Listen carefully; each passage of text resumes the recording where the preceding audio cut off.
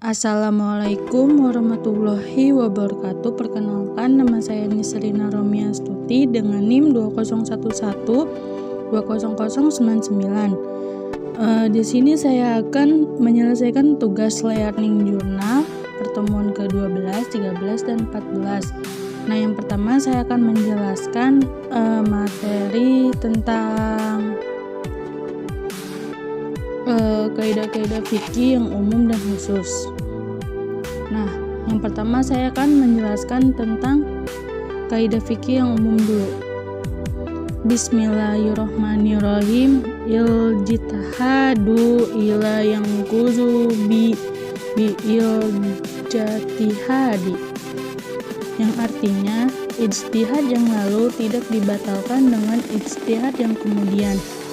Nah, yang kedua, at-tabi'u tabi'u, yang artinya pengikut hukumnya tetap sebagai pengikut yang mengikuti. Terus at-tabi'u yaskutu bisukuti matbu'i, yang artinya pengikut menjadi gugur dengan gugurnya yang diikuti. Iza jitama'a amroni min zinsi wahidi walam khalif maksudu huma dakhola ahaduhuma fila khorogoliban. Artinya, apabila bersatu dua perkara, dai satu, jenis dan maksudnya tidak berbeda, maka hukum salah satunya dimasukkan kepada hukum yang lain. Materi kedua tentang kaidah yang berhubungan dengan perubahan. Bismillahirrahmanirrahim.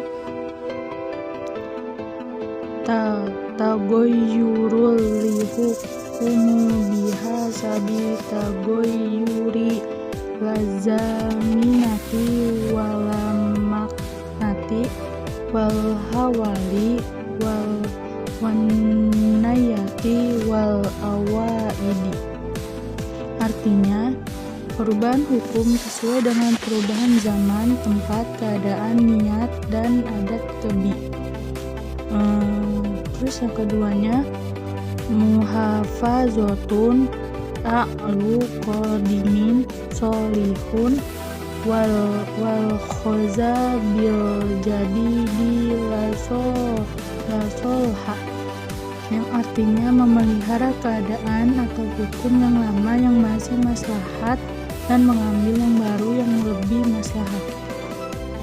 Terus ada kaidah fikih dalam bidang ibadah. Bismillahirrahmanirrahim.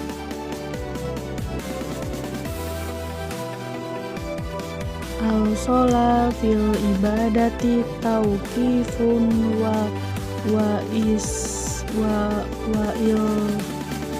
ilba'u, yang artinya hukum asal dalam ibadah adalah menunggu dan mengikuti tuntunan syariah.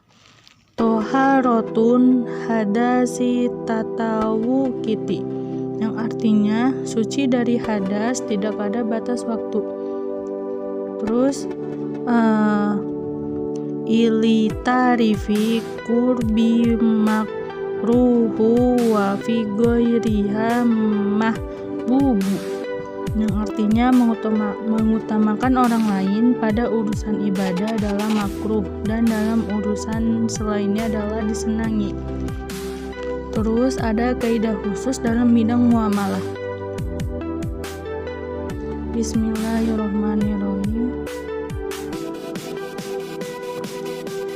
Shola fi mu'amalati ibahatu ila an yadlu dalilun ali tahrimiha, yang artinya hukum asal dalam semua bentuk muamalah adalah boleh dilakukan kecuali ada dalil yang mengharamkannya. Terus mazaza bayuhu zazaronuhu, yang artinya apa yang boleh dijual boleh pula digadaikan. Terus ada kaidah khusus dalam bidang keluarga. usola fi ibidoi tahrimi, yang artinya hukum asal seks adalah haram. An-nikahu ila yafsudu bifasadi sodaki, yang artinya akad nikah tidak rusak dengan rusaknya mahar. Terus ada kaidah fikih dalam bidang jinayah. Idara'u hududa bisubuhati, yang artinya hindari hukuman had karena ada syubhat. Terus at-takziru ila imamu ali qadri azmi ziromi wasigorihi, yang artinya berat ringannya sanksi takzir diserahkan kepada imam sesuai dengan besar kecilnya kejahatan yang dilakukan. Terus ada kaidah fikih dalam bidang syiasah. Bismillahirrahmanirrahim. Inna imama an yuhtina fi afwi khairun min annayahtiya fi ukubati, yang artinya seorang pemimpin itu salah dalam memberi maaf lebih baik daripada salah dalam menghukum. Lahum maluna wa alaihim ma alaina, yang artinya bagi mereka ada hak seperti hak-hak yang ada pada kita dan terhadap mereka dibebani kewajiban seperti beban kewajiban terhadap kita. Terus materi terakhir itu ada kaidah fikih dalam bidang qadha atau peradilan dan hukum acara. Bismillahirrahmanirrahim. Hukumun hakimi fi masaili ijtihadi yajfa'u khalifun, yang artinya hukum yang diputuskan oleh hakim dalam masalah-masalah ijtihad menghilangkan perbedaan pendapat. Dan at-tabitu bil bayyinati adilati katabiti ma'ayyanatu, yang artinya apa yang ditetapkan dengan bukti-bukti yang adil seperti ditetapkan berdasarkan kenyataan. Dan materi selanjutnya ada kaidah-kaidah asasiyah. Yang pertama, kaidah umumnya, meraih kemaslahatan dan menolak kemafsadatan. Kaidah ini menegaskan bahwa seluruh syariah adalah maslahat, baik dengan menolak mafsadah maupun meraih maslahat. Apabila ada dua maslahat yang harus dilakukan dalam waktu bersamaan, maka dilihat dari yang lebih besar maslahatnya.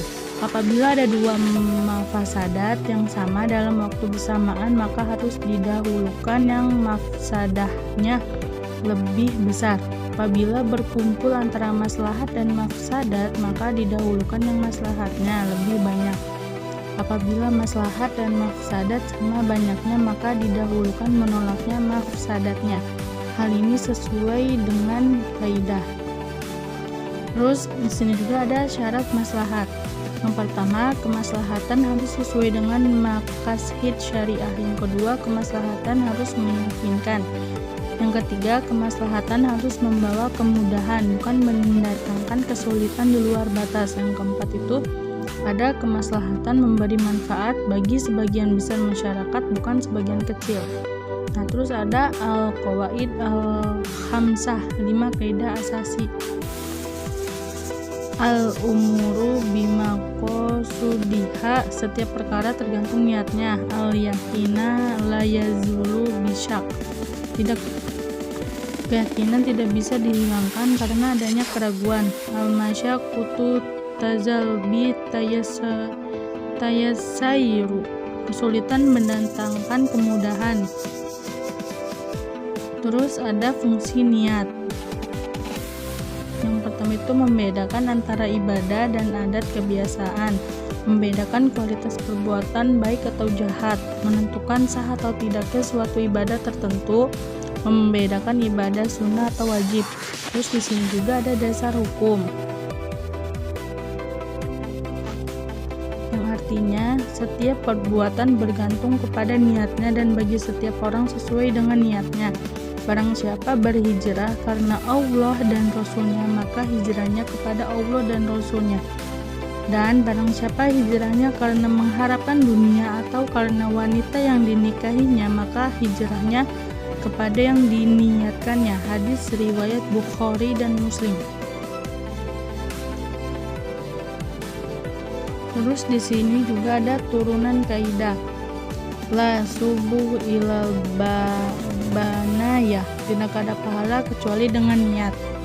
Terus ada al-yakina la yazalu bisyak, keyakinan tidak bisa dihilangkan karena adanya keraguan. Nah yakin itu adalah sesuatu yang menjadi tetap karena penglihatan panca indera atau dengan adanya dalil. Yakin atau ilmu yang membawa pada kepastian dan kemantapan hati tentang hakikat sesuatu. Ragu atau syak itu adalah suatu pertentangan antara kepastian dengan ketidakpastian tentang kebenaran dan kesalahan dengan kekuatan yang sama. Terus di sini ada turunan kaidah. Di sini ada dasar hukum. Apabila seseorang merasakan sesuatu dalam perutnya, kemudian dia ragu apakah sesuatu itu telah keluar atau belum, maka orang tersebut tidak boleh keluar dari masjid sampai dia mendengar suara kentut atau mencium baunya. Hadis riwayat Muslim dari Abu Hurairah. Terus di sini ada turunan kaidah. Al-yakinu yazalu bil yakini masalah. Keyakinan bisa dihilangkan dengan bukti lain yang lebih meyakinkan. Al-masaqatu tazalbu tayassari. Kesulitan mendatangkan kemudahan. Di sini ada masyaqqah. Masyaqqah itu menurut etimologis itu al-ta'ab, kelelahan, kepayahan, kesulitan, dan kekurangan, sifatnya individual. Al-tashir itu menurut etimologi itu kemudahan. Bentuk kesulitan itu sedang dalam perjalanan, keadaan sakit, keadaan terpaksa yang mengancam nyawa, lupa, ketidaktahuan, umum al-balwa, kekurang mampuan bertindak hukum. Dasar hukum. Di sini ada dasar hukum, la yukallifullahu nafsan illa wus'aha. Artinya Allah tidak membebani seseorang kecuali sesuai dengan kemampuannya. Quran surat Al-Baqarah ayat 285. Di sini ada jenis-jenis kesulitan. Yang pertama, al-masyaqqah. Al-masyaqqah al-azhimah atau kesulitan besar. Contohnya itu hilangnya jiwa sama dengan mendatangkan kemudahan. Al-masyaqqah al-mutawassithah, kesulitan sedang. Contohnya itu kayak kecelakaan ringan sama dengan dipertimbangkan. Al-masyaqqah al-hafifah, kesulitan ringan. Contohnya itu lapar pada waktu puasa. Tingkat keringanan yang diperoleh. Takfif iskot atau ruksah iskot sama dengan keringanan dalam bentuk penghapusan. Contohnya itu tidak wajib sholat bagi yang menstruasi dan nifas. Takfif tankis, keringanan dalam bentuk pengurangan.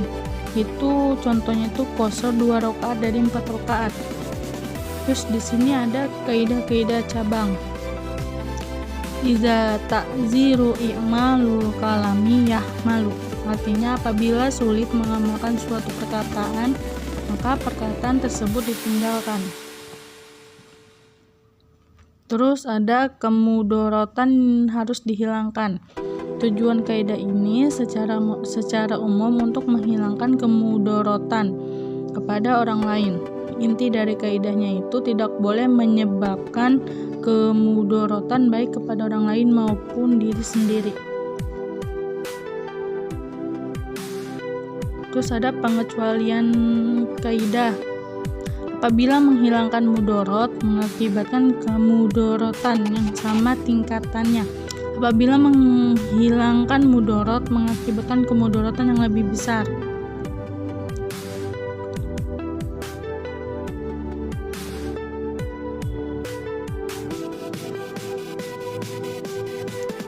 Al-adatu mahkamah.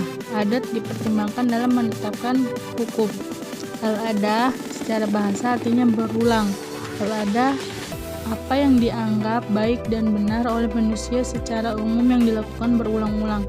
Ketentuan hukum al-adah yang bisa dipertimbangkan menjadi hukum adalah adat yang baik dan benar, bukan yang buruk.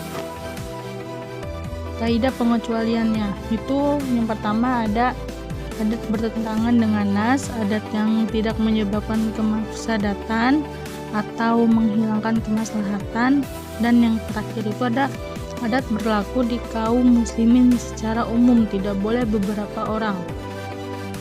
Dan materi terakhir ada kaidah fikih dalam menentukan skala prioritas. Seringkali manusia dihadapkan dengan pilihan-pilihan dalam kehidupan, termasuk dalam menentukan sebuah hukum. Untuk itu, sebelum memilih, kita harus menentukan skala prioritas sehingga tahu mana yang lebih penting dan kurang penting. Ciri keadilan menurut para ulama salah satunya adalah kemampuan untuk memilih, sehingga bisa menempatkannya sesuatu pada tempatnya. Kaidah akhir materi kaidah fikih dalam menentukan skala prioritas. Menolak kemafsadatan didahulukan daripada meraih kemaslahatan. Maksud dari kaidah ini adalah jika dalam waktu bersamaan kita dihadapkan dengan pilihan menolak mafsadah atau meraih maslahah, maka yang harus didahulukan adalah menolak mafsadah. Kriteria maslahat. Maslahat diukur kesesuaiannya dengan maqasid syariah dari dalil, semangat ajaran, dan kaidah kuliah hukum Islam. Kemaslahatan harus meyakinkan. Kemaslahatan berlaku hukum. Kemaslahatan memberi kemudahan, bukan sebaliknya. Kemaslahatan yang umum lebih didahulukan daripada kemaslahatan yang khusus. Maksud kaidah di atas adalah jika ada benturan antara kemaslahatan umum dan khusus, maka didahulukan maslahat umum, karena dalam maslahat umum terkandung maslahat khusus. Apabila dua mafsadah bertentangan, maka perhatikanlah yang mudorotnya lebih besar dengan melaksanakan yang mudorotnya lebih kecil. Nah, contohnya itu kayak operasi organ tubuh. Operasi ini bisa jadi mudorot, namun jika tidak diamputasi lalu mengakibatkan penyakit berkepanjangan, bahkan membahayakan nyawa, maka lakukanlah operasi itu. Terus ada memelihara tujuan selamanya didahulukan daripada memelihara cara mencapai tujuan. Contohnya itu kayak sholat itu tujuan, sedangkan menghadap Ka'bah itu syarat dan wasilah, hingga sholatnya harus dilakukan walaupun arah kiblatnya tidak tepat betul. Yang disepakati didahulukan dari perbedaan, contohnya itu mengikuti pendapat menurut ijma didahulukan dari pendapat perseorangan. Terus ada memelihara yang telah ada lebih utama daripada mengharapkan yang belum ada. Kaidah ini menegaskan lebih baik menjaga dan memanfaatkan apa yang sudah ada, apa yang kita miliki, daripada mengangan-angankan. Cukup sekian penjelasan dari saya. Apabila ada kesalahan tolong dimaafkan. Wabillahi taufiq wal hidayah. Wassalamualaikum warahmatullahi wabarakatuh.